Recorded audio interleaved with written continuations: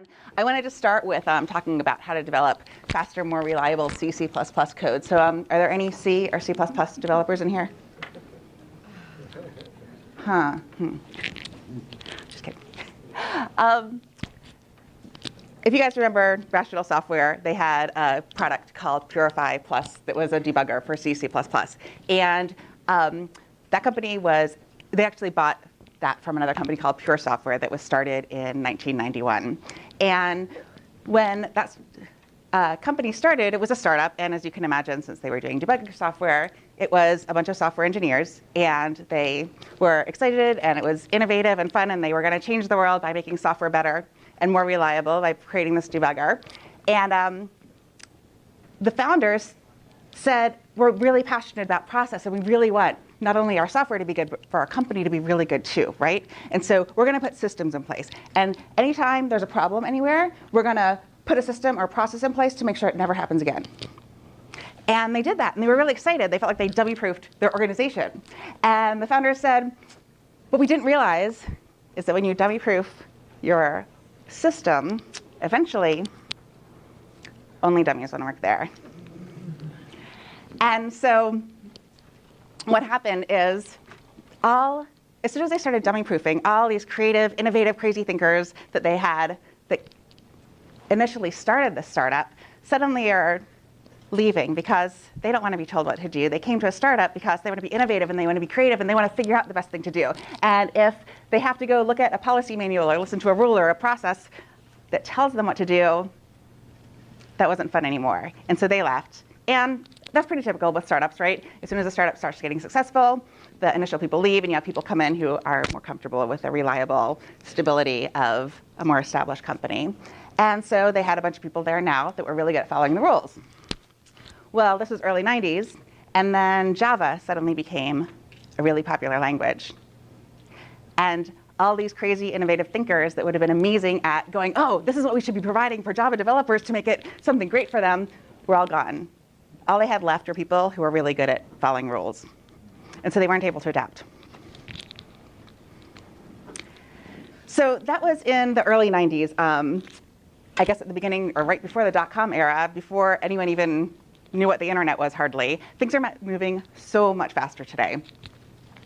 We've got search engines, or search companies that are getting into the car business, bookstores getting into the healthcare business.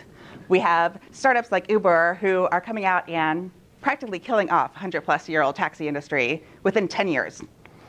Or Airbnb, this was a couple of guys who said, hey, you know, we need some extra money.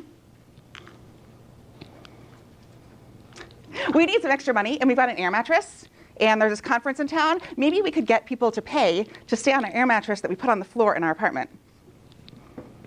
These guys now have the largest provider of lodging in the entire world. There are more rooms available on Airbnb than there are for all of the top 5 hotels in the world combined. And this is all before they turn 10 years old as well. So it's like we are in the now, the time of now. Everything has to happen right away. Things are moving so quickly. And what's happening is it's really changing, not just from a technology perspective, but it's changing our expectations as customers, and it's changing our expectations as employees for what we're looking for. And the thing is, all these technologies that we use to communicate and connect and learn and work and play, they're all coming out so much faster. And you know, I don't want to be the person who's like shows, you know, have you seen like the hockey stick charts where it's like, oh, it looks like a line that's at 0 for years and years and years, and all of a sudden we get to today and it like whoo, goes off the charts. And they're like, oh my God, it's this exponential growth. It's like nothing we've ever seen before. Well, that's how exponential growth works, right? So I'm not saying that. But what I am saying is the numbers are getting so small that it's getting really hard to move fast enough to react. Because while the telephone, which came out in 1877, took 124 years to come out, or to be adopted by 1 billion users, Facebook did it in 8. And it's not like when, you know, Zuck was sitting there coding in his dorm room at Harvard, people were going, oh, one day, before this company even reaches 15, a third of the world's population is going to be on it. We didn't know that. so we didn't know to react.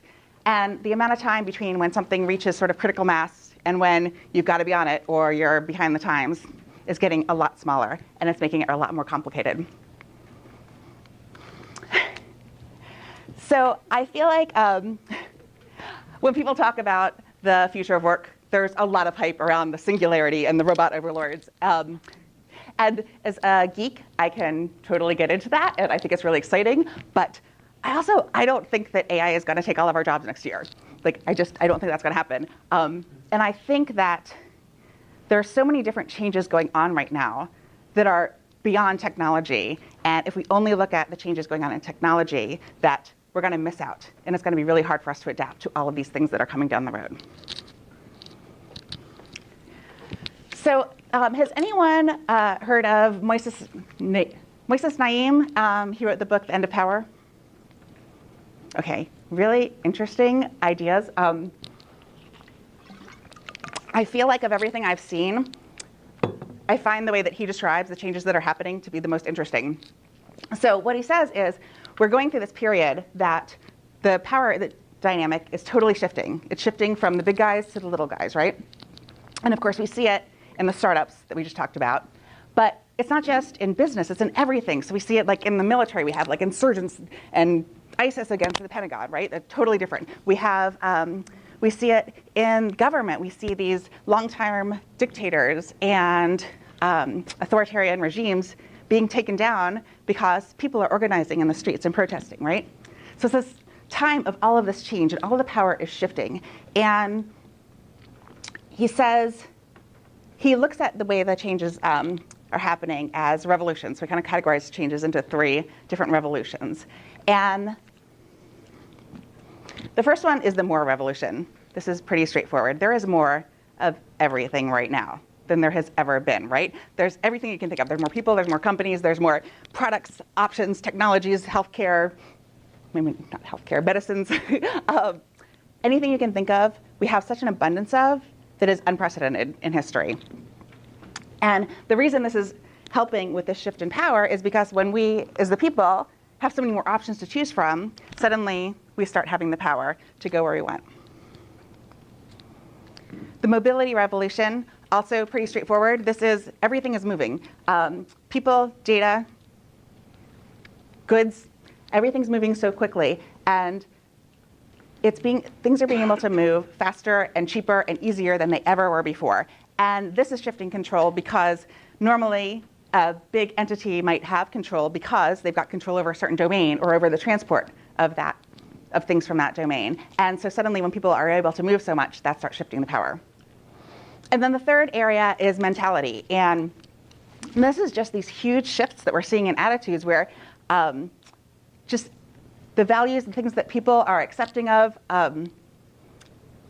have really changed a lot, right? I mean, have you guys noticed that things like what's happening with LGBTQ and all these other things, there's so much higher level of acceptance than we've ever seen. And it seems like it happened out of nowhere. Like, that was so fast that happened, and it's amazing. And so these things don't really have anything to do with technology.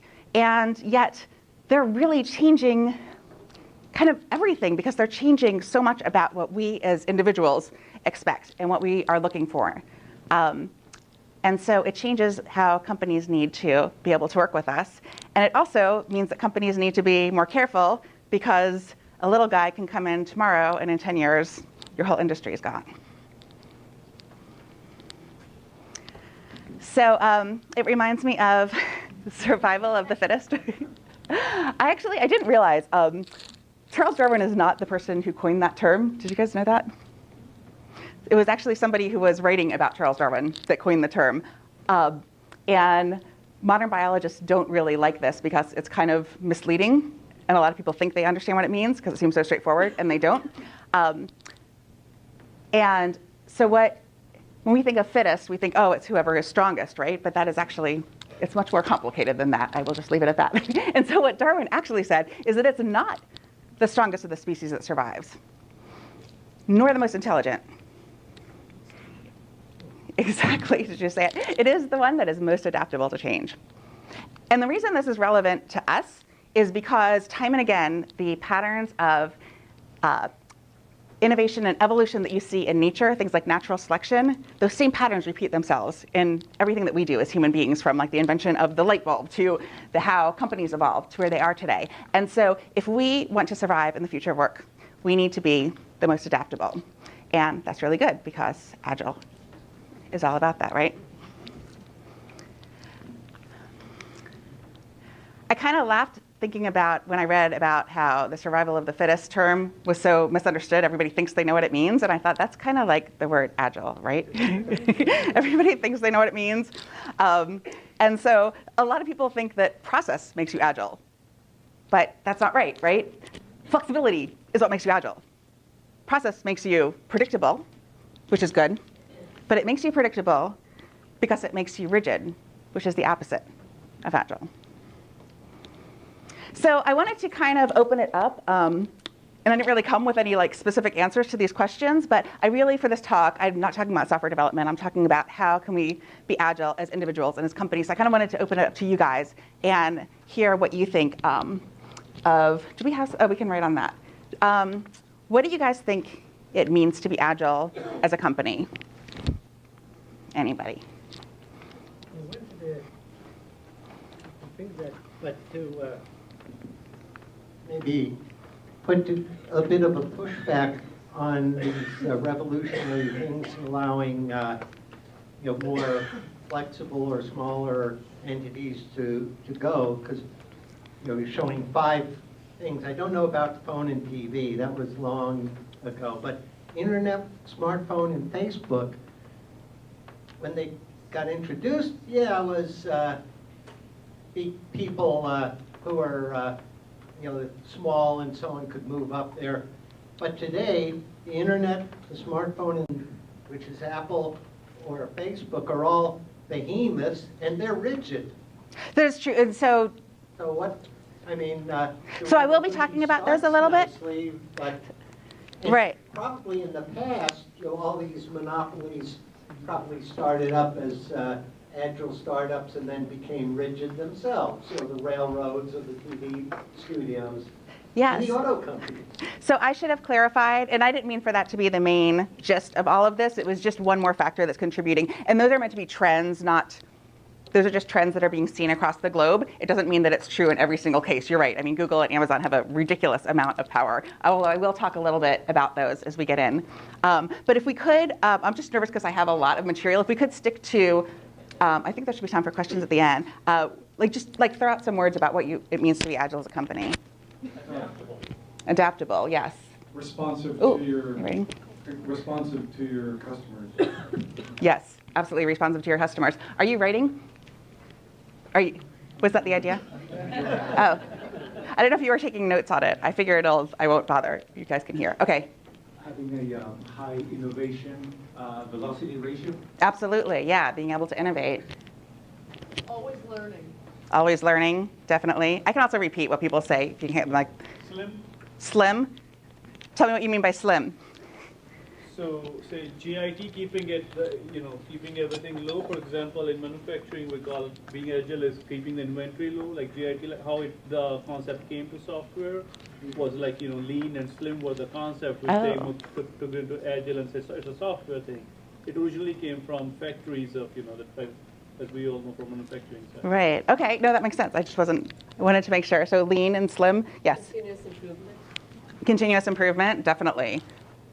I think it's recognizing that every ounce of value that an organization creates is created by the very bottom of it. Wow. Did you guys all hear that? Every ounce of value that an organization creates is created by the very bottom of it. I like that. Ability to either pivot or persevere at very small intervals. Yes. Intervals. Yes. Being able to persevere with very small intervals. Yeah. Evidence-based. You're willing to change based on what you observe is the best thing. Yes. Willing to change based on what you observe is the best thing. I'm repeating since it's on video. I don't know if everyone can hear. Yeah. Something on a similar line. Fail fast. Fail fast. Yes, definitely. Yeah. A company that routinely looks a lot different than it did a year ago. Yeah, I like that. Exactly. Constantly changing. Yeah.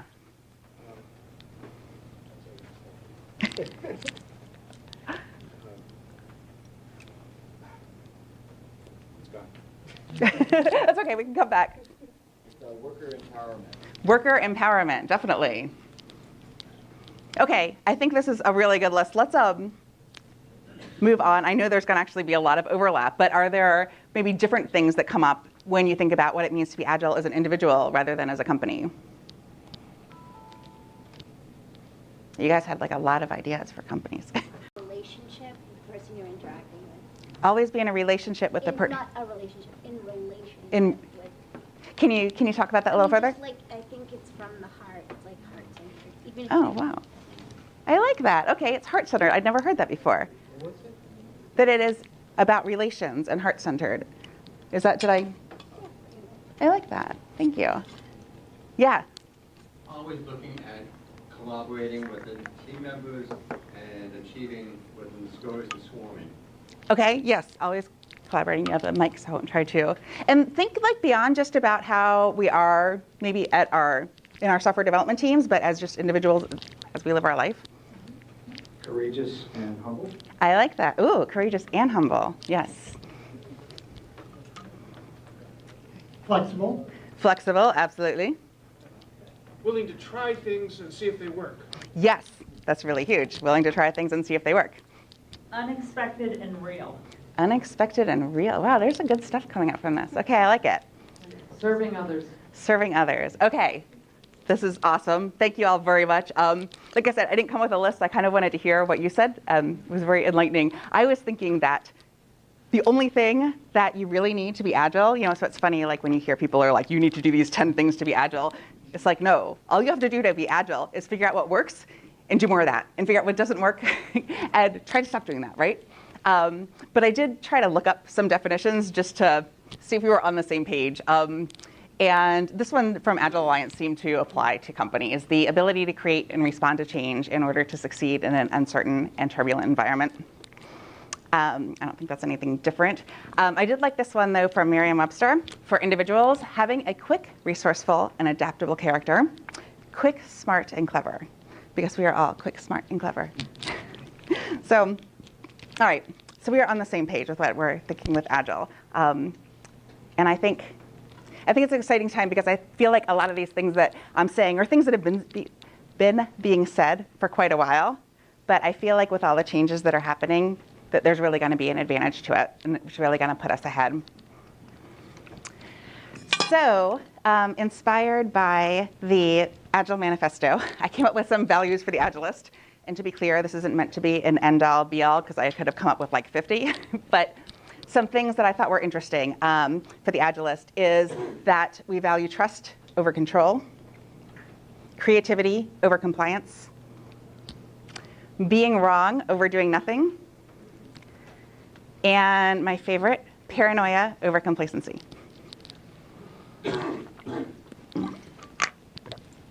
So, trust over control. It doesn't make sense to hire smart people and tell them what to do. We hire smart people so they can tell us what to do, right?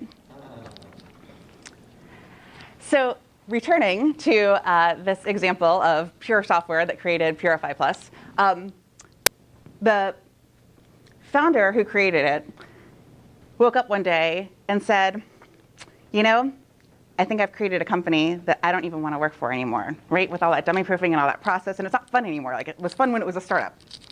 And now it's like, So he sold the company to Rational and used the proceeds to create a new company. And with this new company, he was not going to make that same mistake again. With the new company, he was going to have no rules, no process. He was going to just trust people to do the right thing, take the amount of vacation that you need, spend whatever money that you need to get your work done. And all I ask is that you act in the company's best interest and use your best judgment. That person was Reed Hastings, who you might know is the founder of Netflix. And so that was 20 years ago. And who here, has anyone read the Netflix culture deck? So I would super recommend it. I know that sounds like a weird, boring thing. And when I hear someone say that, I didn't really look at it. It's really fascinating getting into everything that they do around the culture to really promote giving people freedom and responsibility. So I definitely recommend it. I'm going to touch on a little bit of it today. But that was 20 years ago that he created that. And last year they brought in $15 billion in revenue. So seem to be onto something. In the Netflix culture deck, they have a quote that kind of sums up their philosophy, which is, if you want to build a ship, don't drum up the people to gather wood, divide the work, and give orders. Instead, teach them to yearn for the vast and endless sea. Okay, I see a lot of nods, so that's really good. That really resonated with me. And I think I'm also from startups, that's my background, and so I feel like I get that. I feel like that's how it feels when you're at a startup. Has anyone here been at a startup or just like the really early part of a new company? Yeah, so it's very invigorating, and you feel like this, right? Wow, everything's open to us, right? And, for me, that's kind of where I'm most excited. I love getting in from day zero when there's like all this glorious chaos and there's just endless possibility to what can be done. And then you can create something from nothing. That is just endlessly fascinating to me. But one thing I've definitely noticed is that as soon as the company starts doing any good, I leave. And sort of like how the people at Reed's first company left. And I never completely understood it until recently. I was thinking about I was most recently at Harvard Innovation Lab for 3 years, a part of the team that created that, and that was like a startup within Harvard. And when I went there, it was brand new, and so we had a vision, for what we should be accomplishing, but we really weren't given any constraints. We weren't told what to do. It was more, hey, what can we come up with? We were, yearning the sea, right? What could we come up with? What was the coolest thing that we could do to provide all this great stuff for the students? And the team that I worked with was just amazing. It was the best team that I'd ever worked with before, and I really enjoyed doing it a lot. And after about 3 years, it started growing, and so we started hiring more people. And we hired a director of operations, and we hired an events coordinator, and we started systematizing things. And suddenly, these events that before we could do anything. It was crazy because it was also Harvard, and so you had money, budget to spend. And so literally we could be like, hey, let's take a trip to Silicon Valley and see if that's useful. Show that, the student startups. We could bring in speakers from different places. We could decide to invite the community in and say, we're going to do things that aren't just about Harvard because it's important that the students communicate with the community. We could spend money on whatever we felt to do the job right. So I was actually at Harvard on Monday. And unfortunately, my whole amazing team is no longer there anymore, I realized. And I'm walking through, and this was there. And nobody knew what it was, because it was from the beginning. So I kind of stole it for you guys today. But we could just do fun things. So I didn't tell the story behind it. So this is Peanut, the pink unicorn. And we had a summer incubator, and we had these students who were, sitting there working on their startups all summer when they could have been going and enjoying and having fun. So we just wanted to do some fun things. So we're just like, hey, let's just buy some absolutely ridiculous, like you see Harvard students, MBAs walking around with this, ridiculous stuffed animals. And each week we're going to have the students vote on whatever team made the most progress. And that startup gets to get the stuffed animal and display it proudly on their desk. And they can brand it with things from their company. So this collar was done by a startup that was, it was a healthcare startup, and they were doing a startup that would help detect for allergens in foods like peanuts. So the tag says peanut. So now we have a form that we have to fill out. There's no place on the form for weird things like stuffed animals or trips to Silicon Valley. And so I would write, this is weird, I don't know why. We also were writing these down. I can't tell you why. This is a couple of years ago. Is there technology? Could we maybe do this digitally? But we had paper forms. And I would write in the margins, hey, I have this idea, let's talk. And every time the events coordinator would just kind of roll her eyes like, oh my God, can we just stick to the form, right? And I realized that this team that I loved working with so much in the beginning, I loved working with them because they all had this excitement, this passion. We just wanted to figure out whatever it was. Was it you that said willing to do things even when you're not sure if that they will work? Maybe. Someone said that. So that was it. We were okay. We were okay trying things. It was just fun. And that was a really exhilarating group of people to be part of. And the new people who were coming in didn't have that mindset. the new people who are coming in were like, oh my God, this is chaos. Like, people can do anything here. This is ridiculous. They can take the credit card and do something. We can't have this. We need to systematize, right? And so what happens is, as soon as you start putting in these processes and procedures, and I mean, the thing is, there's good things about it. I don't mean that there isn't, right? Because they're like, we need to be more reliable. We need to be more predictable. We need to be responsible, like, so when an event happens, everyone knows what's going on, which it was hard to do that when you're a little bit more ad hoc. So there are definitely good things about it. But as soon as you start doing that, you're taking the decision-making away from individuals. And so you're not allowing individuals the ability to use their creativity to really push your business forward with doing something that wasn't thought of already in the policy manual. So I think of the future of now having an operating model that is perpetual beta. And I think when they came out with the form, it was kind of the equivalent of saying, okay, we've innovated enough, we're going to do a code freeze now, or whatever the equivalent of a code freeze is. And we're not going to make any changes to what we do unless there's a significant problem that we have to fix. And I just don't think that we can continue operating that way with the pace of change that's happening. I think that we need to always be open to these new ideas and always be providing room for them. And I feel like what Reed Hastings did with Netflix, actually I would have never thought of it this way, but I feel like he set the company up really well positioned to be in this mode of perpetual beta. I'm sorry, I'm gonna, oh, right, okay. This is a brand new presentation. I had another presentation that I was gonna do last year when I was gonna come, and then I looked at it and I was like, no, all new stuff, so this is totally new. So Reed, the founder of Netflix, asked the question, he said, why is it that once the company starts getting big, that it has to get to be not so fun to work at anymore, right? Why can't 5,000 really talented individuals be better than 5 really talented individuals? Like, that should be able to happen, right? And so what they did is they asked themselves, what is it that they wanted in a company that they wanted to stay at? And what they wanted was to be surrounded and working with really intelligent, creative people on really hard, challenging, and ambitious problems, very much like a startup. And so they said, how can we set up our entire culture and drive everything that our company does to optimize for that, right?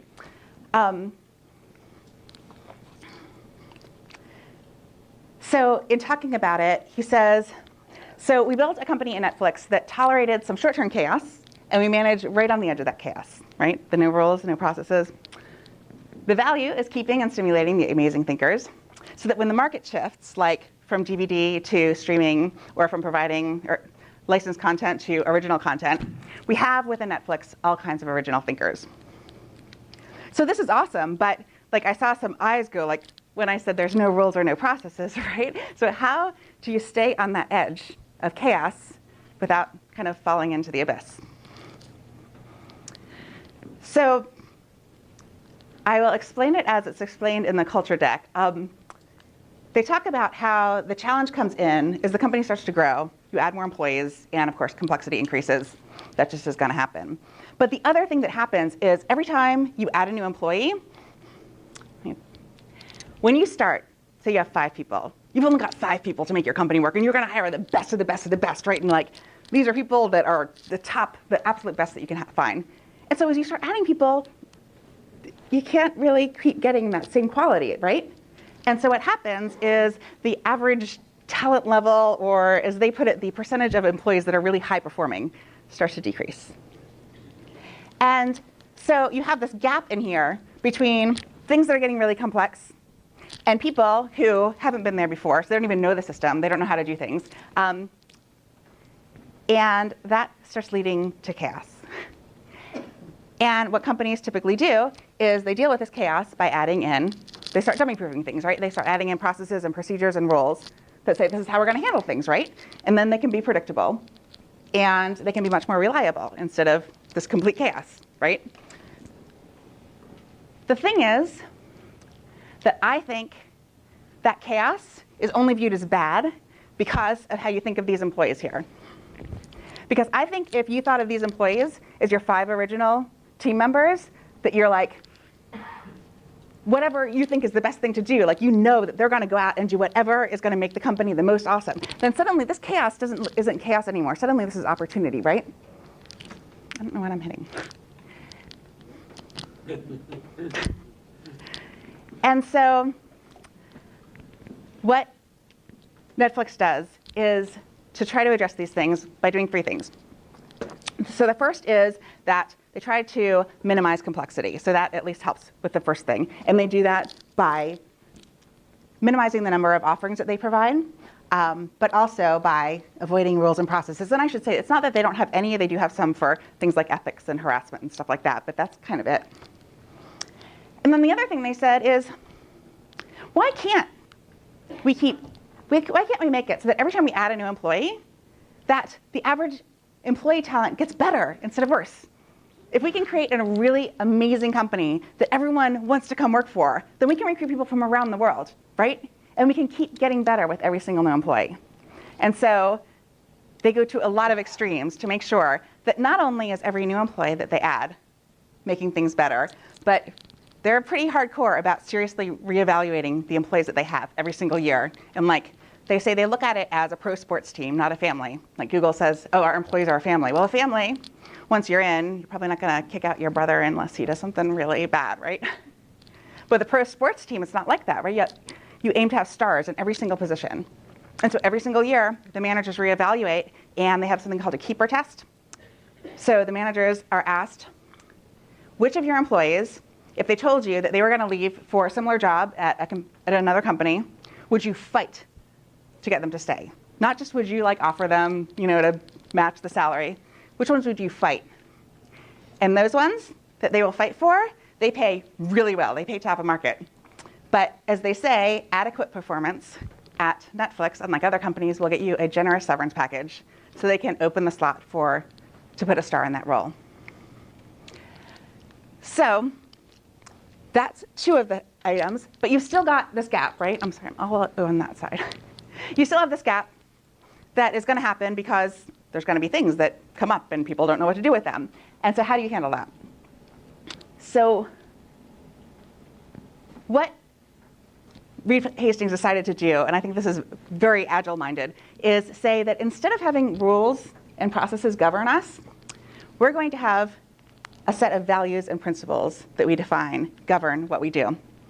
And they call that freedom and responsibility, which is all spelled out in the culture deck. If you take a look at it, they've got some really great ideas in there, I think.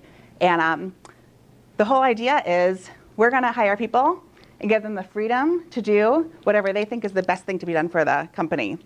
And we're going to make sure that they feel a sense of responsibility to do whatever is best for the company at every junction. And then we're going to trust them to do it. Yeah? Use Netflix as an example.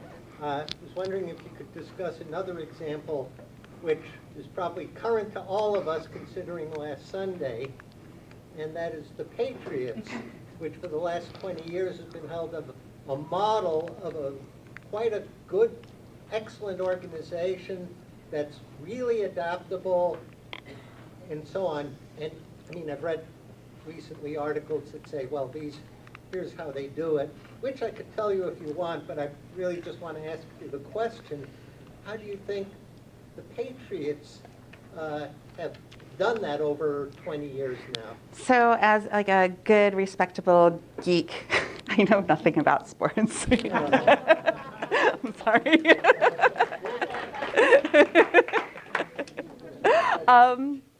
But I do have examples from other companies. So how about if, I'd actually love to hear your ideas. So why don't we do that at the end? Does that sound good? And other people might have ideas too. So the whole idea is that in giving them freedom and responsibility and spelling out these things, they're trusting the employees instead of controlling them. And they say, do people sometimes take advantage of that? Sure, they do. But when you're paying top of market like that, and people really have this level of autonomy and feel a sense of ownership in the company, it actually happens a lot less than you'd think. And so even if 3% does it, they take care of those 3% and they're gone. But it doesn't make sense to slow down, not even just penalize, but slow down with processes and unnecessary rules the rest of the 97%. Okay, creativity over compliance. So I guess I should say, creativity is important if you want to be agile, because if you want to do something different than has been done before, you need to be creative about it. And that's, of course, why you want to give people freedom and responsibility so they can be creative. When we think about compliance, we think about sort of that factory mindset, right? Like Ford and the assembly line. And when Ford created the Model T, I mean, you guys know the story, right? He created the assembly line. He was like crazy efficient about it. He had like 50,000 people that he would hire because he had to have 15,000 working. But he had such high turnover because the work was like so dreadfully boring. They literally had to keep doing the same thing over and over again that he lost so many people that he had to have over 3 times as many people on staff so that they could take over when somebody left, which is weird. But basically, what Ford was doing with the assembly line is sort of like an old school automation, right? Figure out how to do things and then have people as cogs in the system, each doing their thing. And so just like we wouldn't want some software that we wrote to just automatically go decide to do something else or be variable or be creative, right? If we write software, we want it to keep doing the same thing. Ford didn't want creativity. He wanted compliance. And this actually comes from Seth Godin's Poke the Box, which is also, I would recommend that. And he says, basically, factory owners faced a choice. They could trust workers to use their best judgment to figure things out and make things better. Or they could eliminate individual initiative and trade the upside of improvement for the certainty of complacency, or sorry, of compliance. And of course, Ford and most factory owners choose compliance. And sadly, most non-factory managers choose compliance as well. And the thing is that today, when we do have factories, we can fortunately automate them with robots. And that's where the robot overlords and the AI is going to come in with all these factories. And we do want them to be compliant. But the people then, hopefully, we don't have to have in these mundane jobs anymore. And we want them to be creative.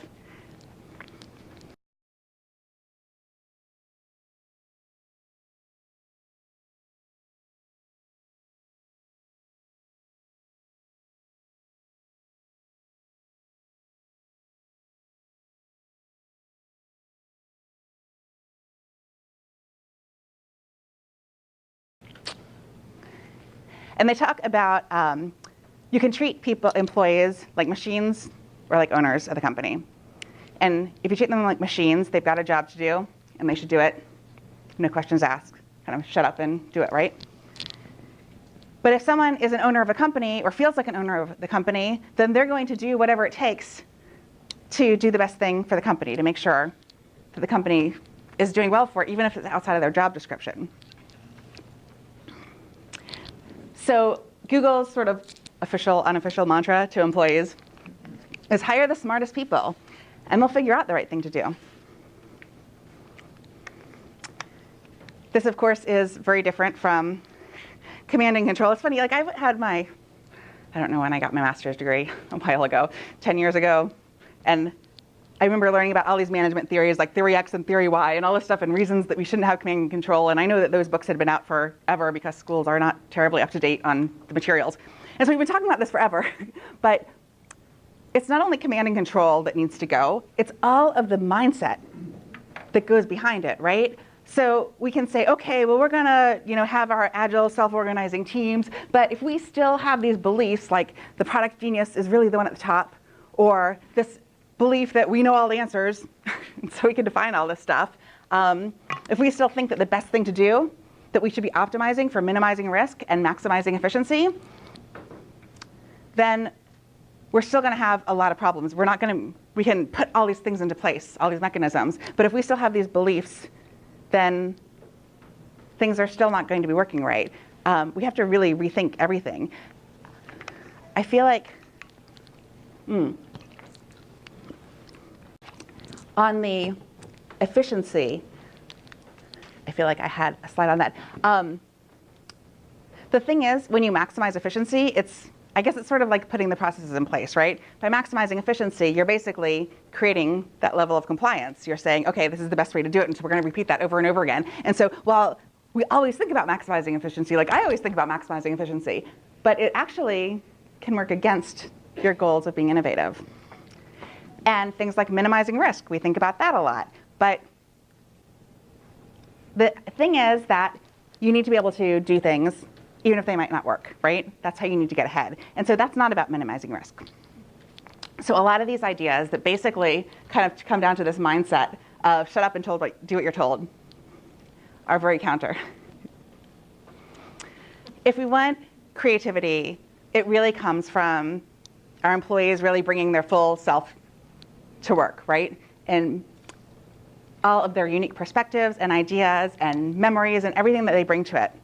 And so Tony Hsieh, who's the CEO of Zappos, and they're known for having a really great culture, was talking about, when people say that they dread going into work Monday mornings, I think it's because they're leaving a piece of themselves behind. They're not able to take it to work. And so he says, why not instead challenge your employees to bring all their talents to the job?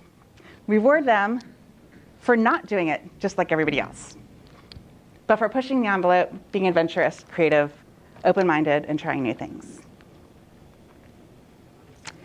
And we're seeing things like at Facebook, they are trying to mold the roles around people rather than fit people into the roles.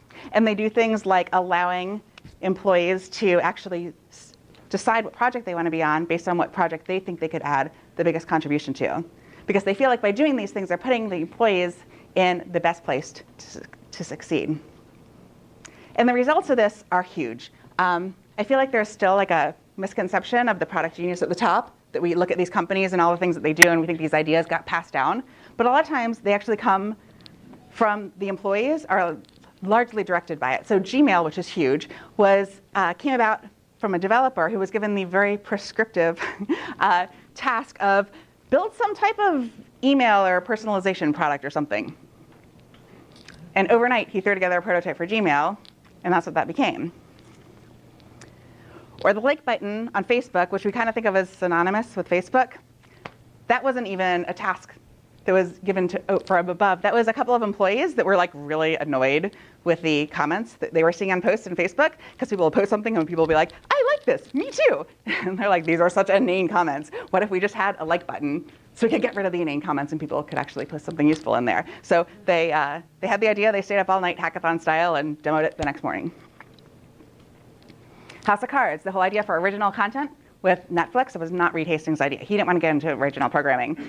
But Ted Sarandos, who was his head of content, is his head of content, so he was responsible for licensing content, said, hey, I'd like $100 million to buy this House of Cards, license it for a couple seasons. And that was a lot of money to Netflix at the time, but Reed Hastings says it was like a 30-minute conversation. I mean, he trusted Ted. He's like, he really believes that this is the right thing to do. So last year, they spent $13 billion on original content. And true to paying top of market and really like appreciating the employees, Ted Sarandos now makes the same amount of money as Reed Hastings does. He has the same salary as a CEO. Amazon Prime came from an idea an employee had. Why don't we offer all you can eat or all you can buy shipping? Oh, by the way, $10 billion a year for like this little suggestion that the employee made is what Amazon brings in revenue now. But the real winner is Amazon Web Services. And this was an engineer who said, hey, this infrastructure that we've built, I bet our customers could really benefit from it too. Brought in $25 billion in revenue last year. And like for context, I think McDonald's brought in like 20 billion.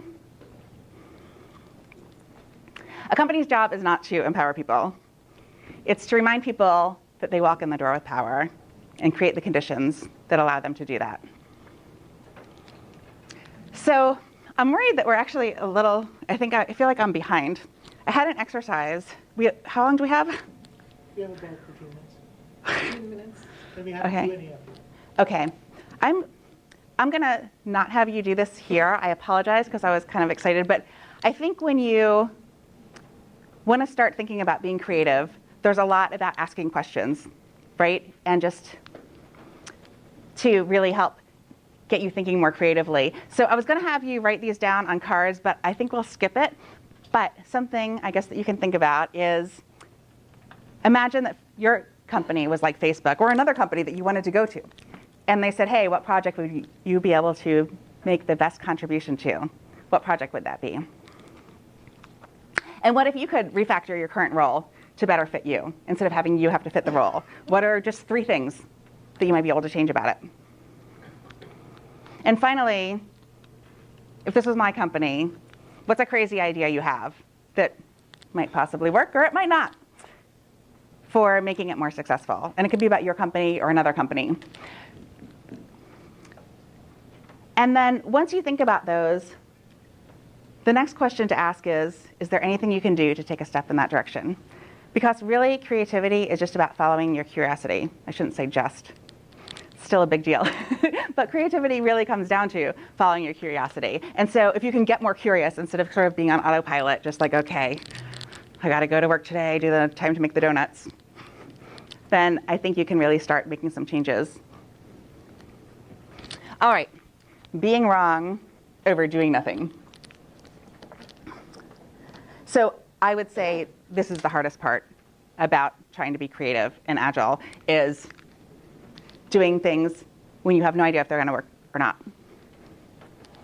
Jeff Bezos of Amazon says, if you only do things where you know the answers in advance, your company goes away. And we think of how successful Amazon is. We're like, oh, well, they don't do anything that, they don't have any failures. Okay, just like a few. The Amazon phone, they were like so desperate to try to get people to buy it, they tried to offer it for 98 cents and they still couldn't get anyone to buy it. Amazon Destinations, Amazon Local, Amazon Wallet, like I could keep going. There's all these things that you've probably never even heard of, or even if you have, who cares, no big deal. They tried them and it doesn't work. It's not like you think less of the company because of it, right? I think whenever you look at anyone or any company that's doing anything extraordinary, you're gonna find there's so many things that they tried that didn't work. Like way more than you ever realized, but when you hear the story or you look at the picture, it looks like they only did the successful things. And so I really like Babe Ruth as an example of this. He, of course, had so many records. I couldn't possibly write them all down here. But in particular, he had a huge number of record home runs. There were, 8 seasons where he led the league in the most number of home runs. And then he had the highest number of home runs for his career. This is funny. So he got 714 home runs. The previous record, so anyone want to take a guess what the previous record was? 500? 200? 70? 70 is a little closer. 138. The thing is, as many home run records as he got just as many records for the most number of strikeouts. They called him the king of strikeouts. But now, when we look back at this, we say, okay, do we remember him as a strikeout king? No, we remember him as possibly one of the greatest baseball players ever, right? And his home run record of 714 took 40 years to beat, but today, is like 80 years later, still number 3 of all time. And what's really interesting is the strikeouts, it was really high for the time. It took 30 years for someone to beat that. But he so changed the way baseball is played.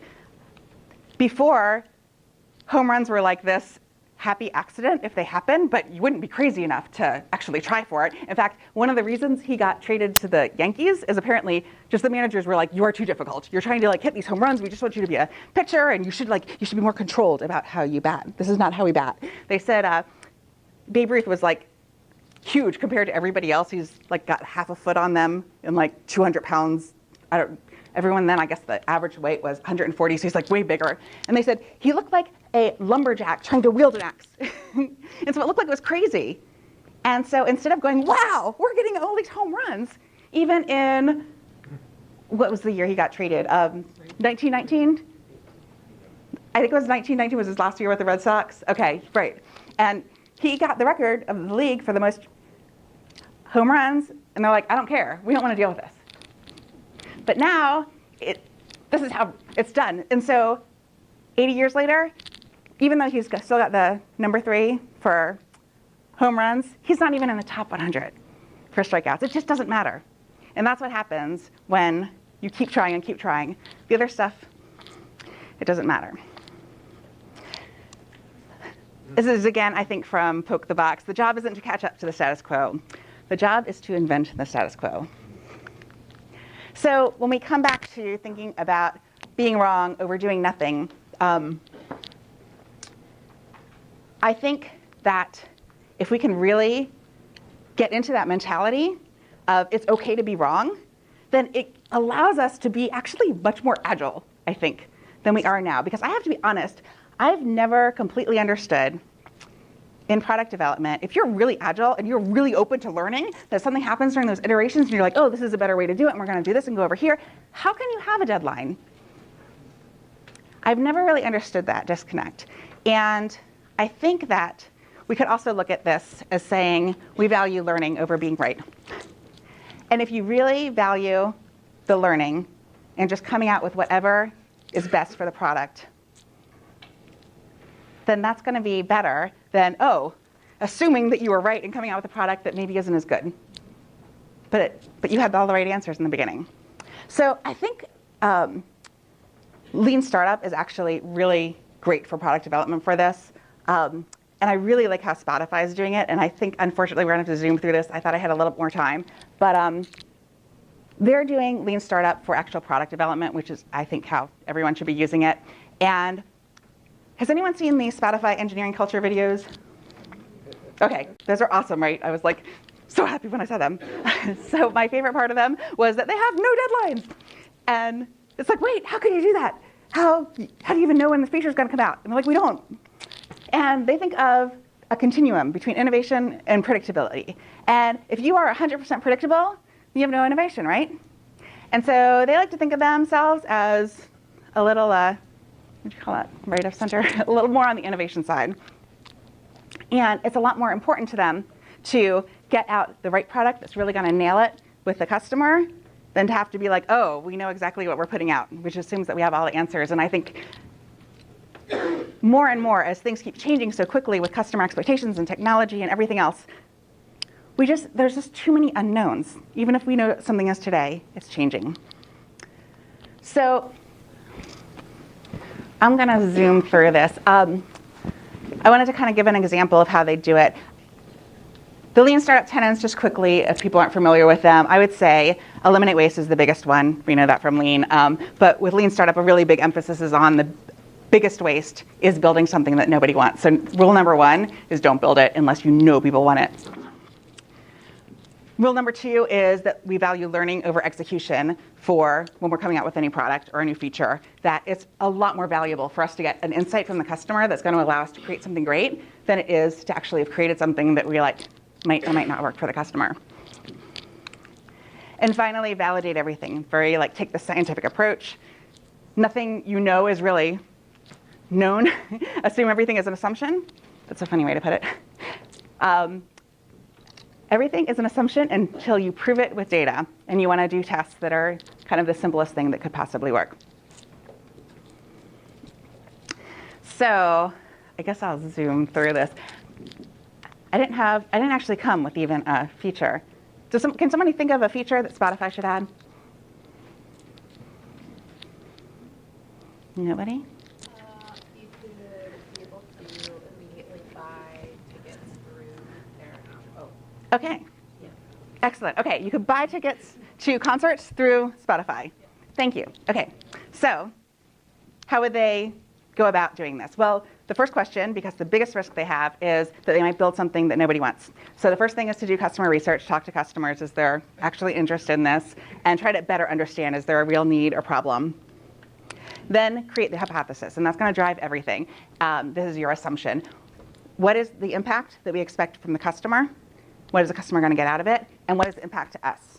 And this should all be measurable, so like a core metric. Maybe it was something that they're going to get a percentage of the ticket revenue from it, and so the core metric is that the revenue is going to go up. And maybe what would the customer impact? What do we want the customer impact to be of buying tickets online? Not having to take the time to go to whatever individual seller or platform is selling those tickets, like Live Nation. Right, that they could do it right there.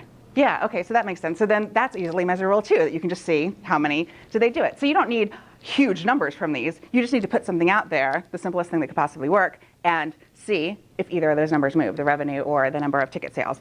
And then they actually do some prototypes, maybe just like paper-based, to just kind of get a feel for what could this look like, and put that in front of some people, and does this still feel like a good idea? And if it does, they go forward with their MVP, and I kind of hate the word MVP because people treat it like it means crappy product. It's not supposed to, which I'm getting heads nodding. So they call it the minimum lovable product, which is a little bit cheesy, but I get the idea. So the idea is, what's like the smallest version of that, where the customer is actually able to do what they want to do, which is buy something, but without all the features.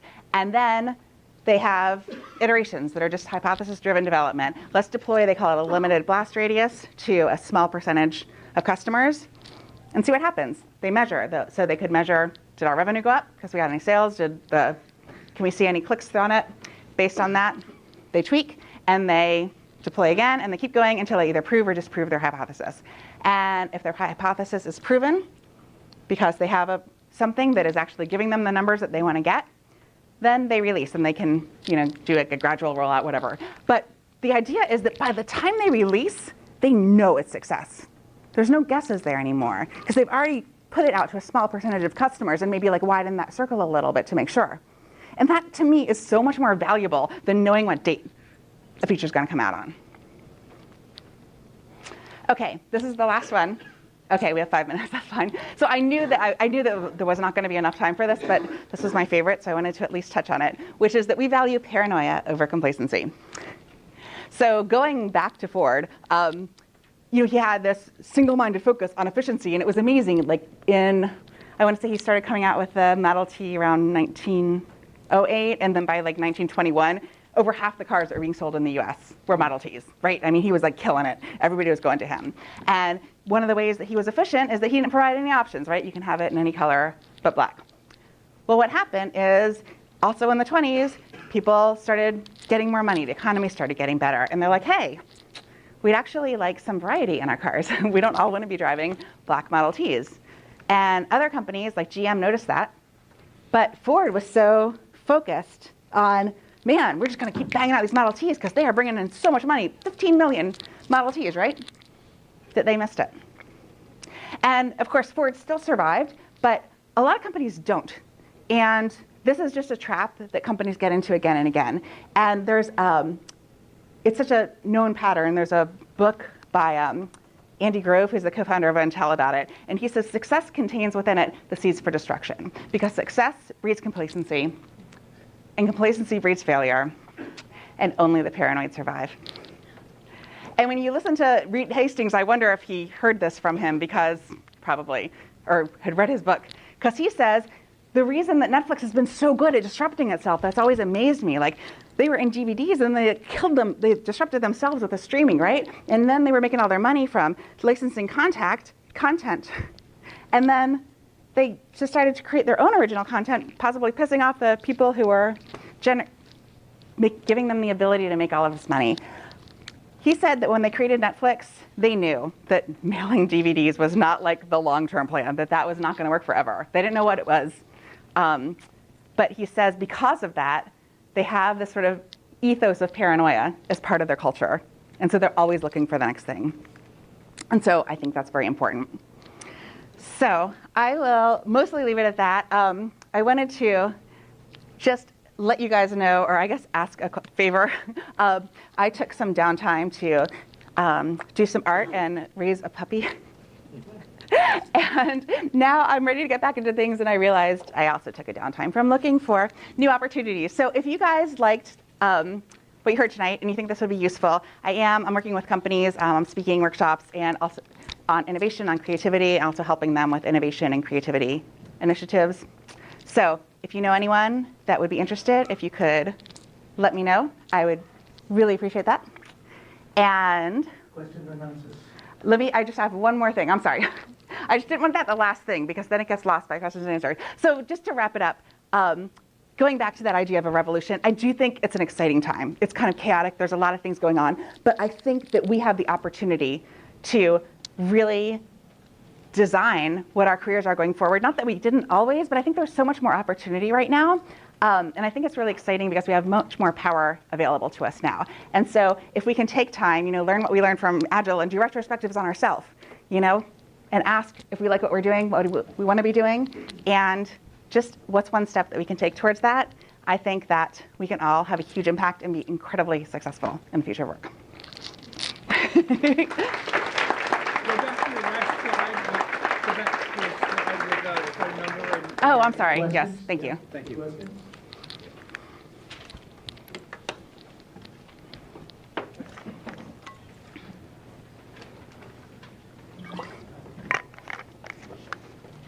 I was wondering, well, this hit me somewhere in the middle of your talk.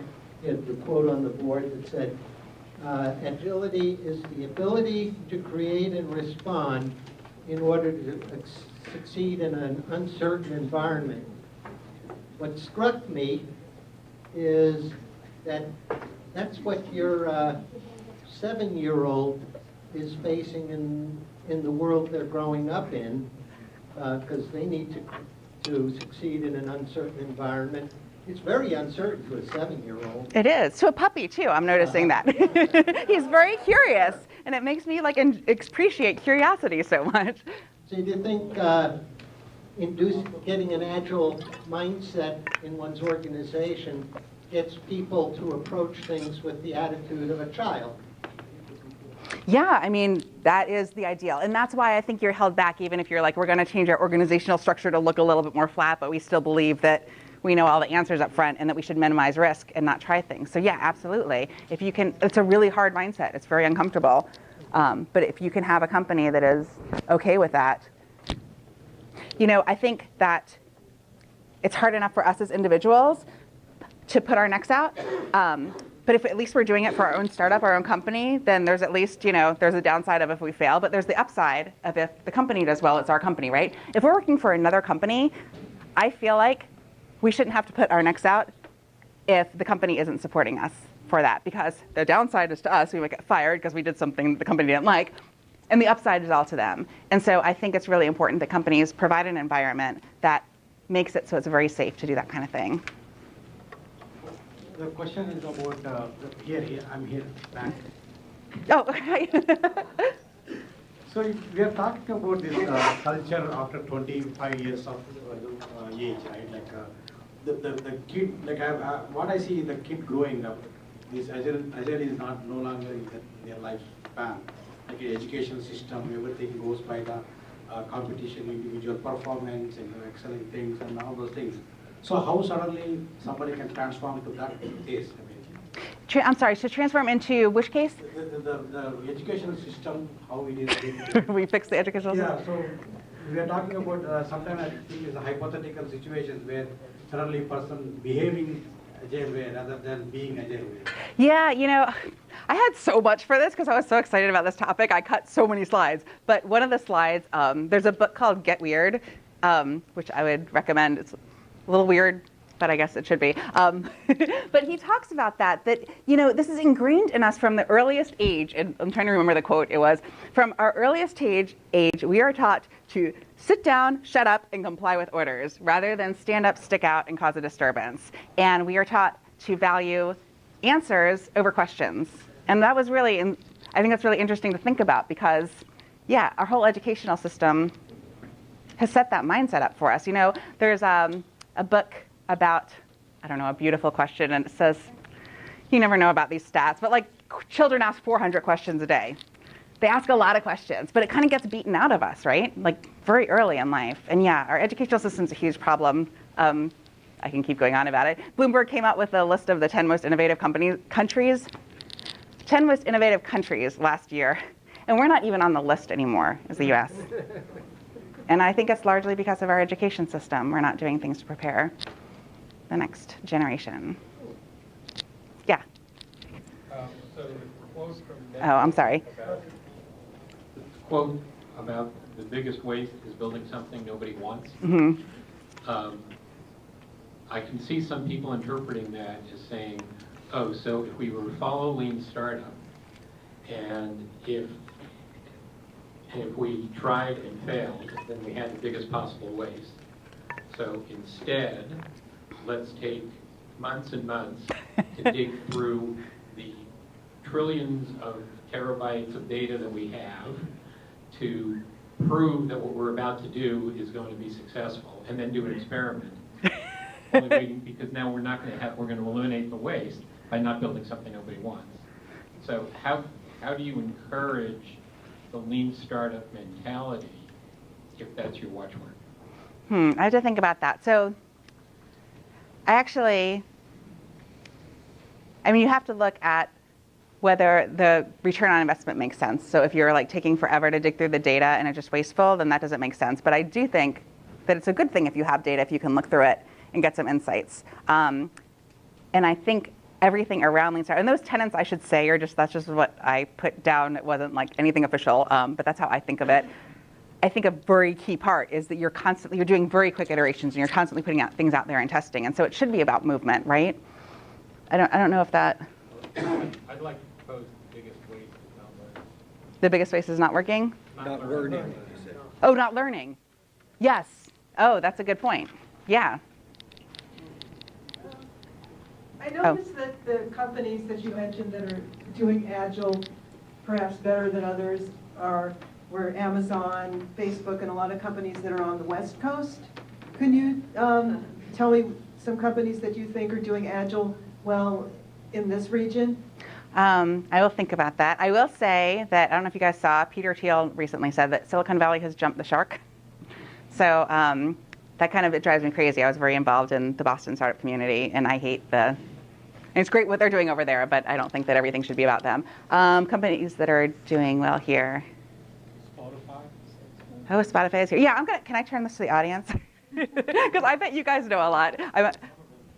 Yeah, no, that's great. Spotify is good. Who else is here that's doing really? And you know what's also interesting is, like, I've seen articles that say Netflix isn't Agile. I guess because they don't do Scrum or something. So that's ridiculous. What are other companies? Oh, what are other companies that are doing really well here? John Hancock. John Hancock? Yeah. People say Vistaprint is doing well. Oh, yes. I've actually gone in there before. Yeah. Constant Contact? I think the whole Boston economy is set up to learn because it's not based on one thing. It's like universities, biotech, hospitals, they all intertwine and rely on one another. So That is true. I think it's not one company, but I think you're right. Yeah, we do have a very different mindset. And by the way, Reed Hastings is from Boston, or from Massachusetts at least. Oh, right. Yes, exactly. And Y Combinator, which turns out so many startups, they started in Boston before they moved out there. Spewing all kinds of them. Yes, they are. Thank you. Did that help?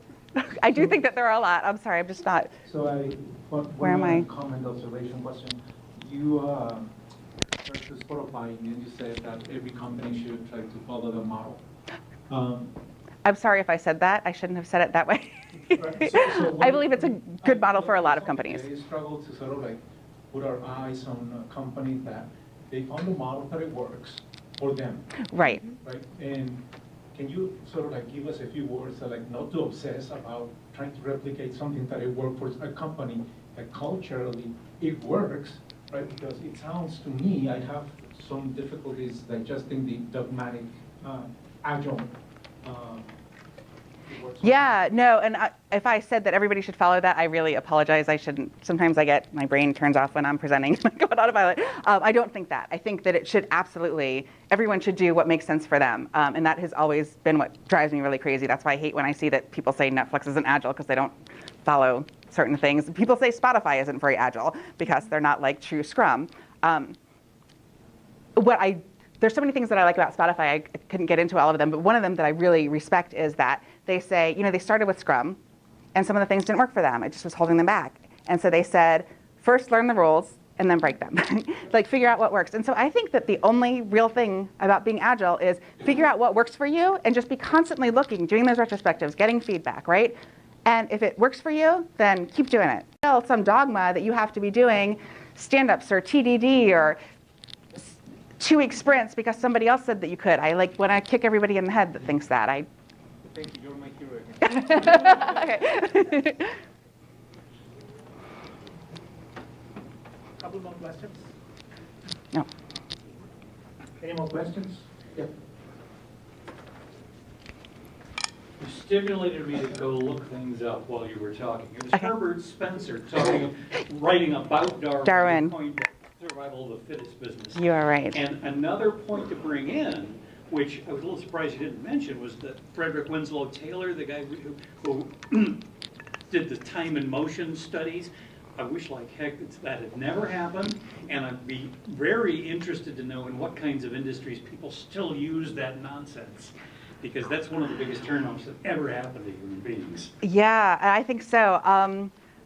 I think, like I said, even if people aren't using the actual practices and they're trying to organize themselves and structure themselves to be more agile, that drives me crazy too, that people are like, we're agile because we do something that like, but there's no, it's like it's about what the actual intent is, right? So they might be doing something that looks good, but behind the scenes, they're all still thinking that we should be the most efficient and we should minimize risk. And it makes a lot of sense. Like, I feel like that's always been driven into me to, well, maybe not minimize risk because I'm a startup girl, but to maximize efficiency, right? Mm-hmm. Yeah, I couldn't say what companies are doing it, but I feel like the average company in the US at least does follow that sort of mentality, even if they're not doing the motion studies. Yeah. What's interesting is that a local successful company, Kronos, is in the business of developing products that measure time. Oh yeah. Timekeeping. Yeah. So there's a paradox there. Yeah, they are. They're agile in producing products that standardize and foster conformity. It's weird. It's just weird. Any more questions? Thank you very much, Abby. Thank you.